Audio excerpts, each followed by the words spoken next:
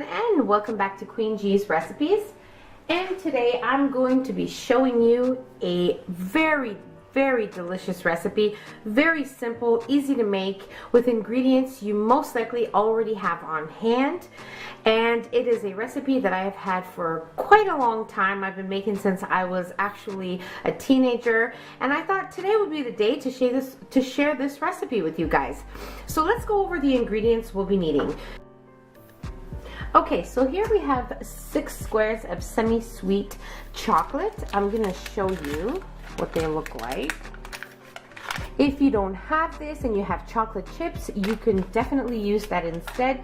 So if you're not using these 6 squares of chocolate, you can always substitute that with 1 1/4 cups of chocolate chips of your choice, and that'll work just fine as well. Here I have 1 1/2 cups of sugar. I have 3 whole eggs. We're gonna need 2 teaspoons of vanilla extract, 1 1/2 cups of hot to boiling water. I also have here 2 1/2 cups of flour. Into the flour, I have added 1 teaspoon of baking soda and 1/4 teaspoon of salt. Now, here I'm also using some margarine. So like a margarine bread spread kind of thing. You know, it's the stuff that you usually find in your grocery store near the butter. Very typical, very normal ingredient. But if you do want to use butter, that is totally fine. I just find that by using the margarine, it makes my cake a lot softer, because when you use butter in certain cakes and baked goods, it does become more firm as it cools, and in this cake I prefer not to use it. But if you want to use butter, you can go ahead. That is totally fine. It'll be just as delicious. Now, so here I have 3/4 cups of the margarine. Now, for the baking pan, you can use any bundt pan or fluted pan of your choice. You can even use like a 9 by 13 inch baking pan sheet. That will work as well, as long as you make sure you butter it, and well buttered or maybe sprayed with some non-stick spray will work wonderful as well. And that's what I'm going to be doing here. So I have these little small bundt cake pans, so I thought that today I would use them in this recipe. I will be spraying them with some non-stick spray before we place our cake. But definitely this recipe will give you one whole cake, like a bundt cake or a 9 by 13 inch cake. It will give you, this recipe will give you that amount. But I'm going to be using the small ones because I bought them and I wanted to try them out, and today was the perfect day for that. So let's move on to the next step, which will be melting our chocolate and butter, either in your microwave or over a saucepan.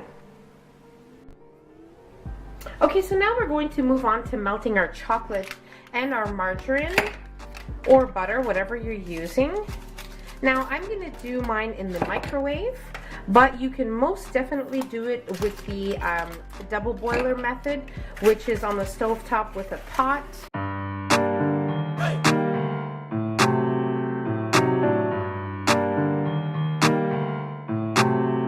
So I'm just going to place everything into a bigger bowl here, and at 30-second intervals in my microwave, I will give it a stir until they are both completely melted. Okay, so my chocolate and my margarine are completely melted. As you can see, it's a nice thick consistency. Now what we're going to do is we're going to set this aside for about 5-10 minutes, allow it to cool a little bit, and then we're going to work on the remaining part of our cake. Now, I also wanted to let you know that this mixture took 1 minute and 30 seconds to completely melt. After the last 30 seconds, I gave it a nice stir, and I kept stirring it until the last little bit of chocolate melted with the butter. So 1 minute and 30 seconds is enough, stirring at every 30-second interval, and that's it. So now I'm going to set this aside and we'll move on to the next step. Okay, so my chocolate mixture has been sitting at room temperature for about 10 minutes. And now what I'm going to do is I'm going to place my sugar in a bowl. Then we'll add in our melted chocolate mixture.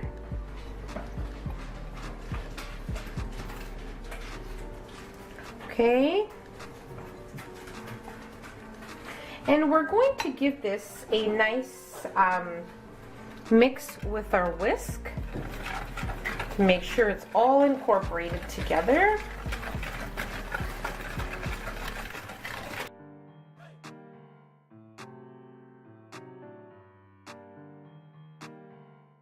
Okay, you can do this with a standing mixer or a electric hand mixer as well. I mean, it's totally up to you, but I'm just doing it with my whisk and a spatula because it is very simple and there is no machinery needed at all in this recipe.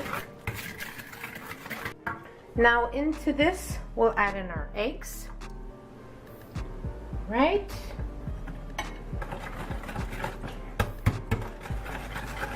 I always like to allow about 10 minutes for our chocolate to cool at room temperature because we don't want to add in our eggs and then scramble. So that's why we allow it to sit. All right, into this we're going to add in our vanilla.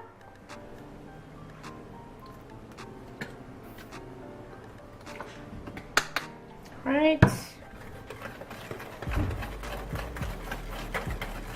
You also want to make sure you have your oven preheating at 350 degrees Fahrenheit. And now we're going to add in our boiling water. Okay, so we'll add in our water slowly. The mixture will become more liquidy, but that's totally normal. That's okay.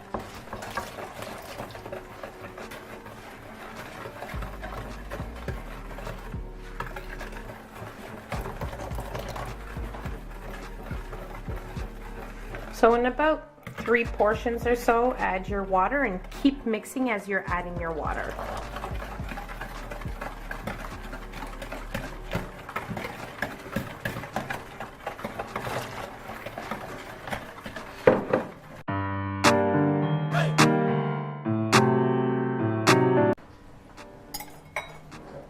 And now what we're going to do is we're going to sift our flour into our chocolate mixture.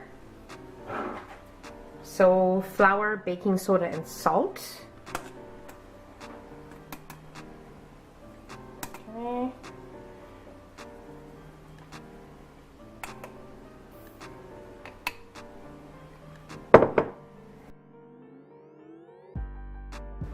All right. This will allow our cake to be more light and fluffier. Okay, so now we're just going to mix in the flour with a spatula.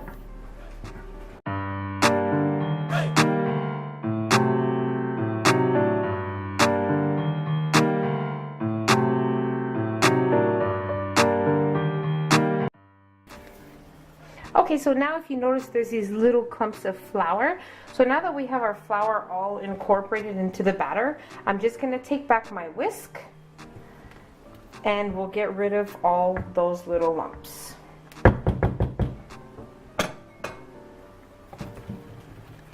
Okay, so now we're ready to place our batter into our prepared cake pan.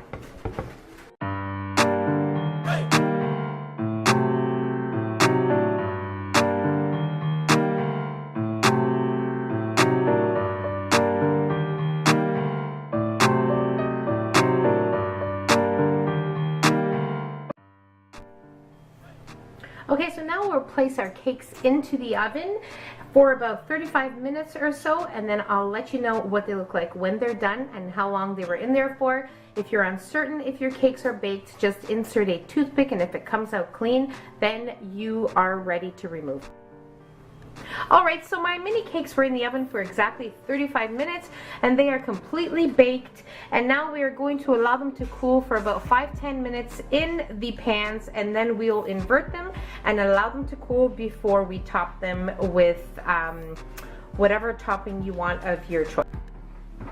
Okay, so our cakes have cooled off completely, and now we are ready to decorate them with whatever you choose. I'm just going to be decorating mine with some icing sugar, but if you want to decorate yours with some chocolate ganache, you can go ahead and see my double chocolate bundt cake video, and there you will learn how to make the chocolate ganache if you don't know how to do so already. I will leave the link in the description box below, but now what I'm going to do is I'm just going to place some icing sugar on the top for a little bit of decoration.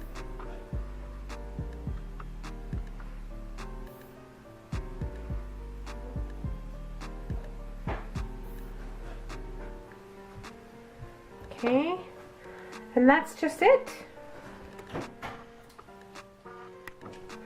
Now remember that this made 3 of these small bundt cakes, but definitely you can use just the one regular pan of your choice. And that's about it. So I really hope you guys enjoyed this video. Don't forget to subscribe if you haven't already.